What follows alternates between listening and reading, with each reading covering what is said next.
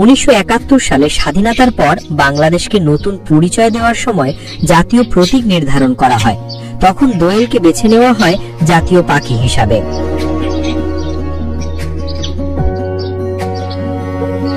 কারণগুলো ছিল সহজলভ্যতা।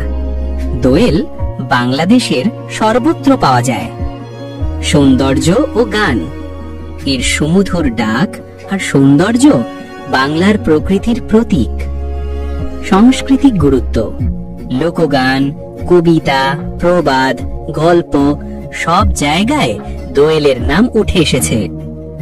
জাতীয় প্রতীকে ব্যবহার, দোয়েলকে কেন্দ্র করে ঢাকায় তৈরি হয়েছে দোয়েল চত্বর। ডাক টিকিটে এর ছবি ছাপানো হয়েছে।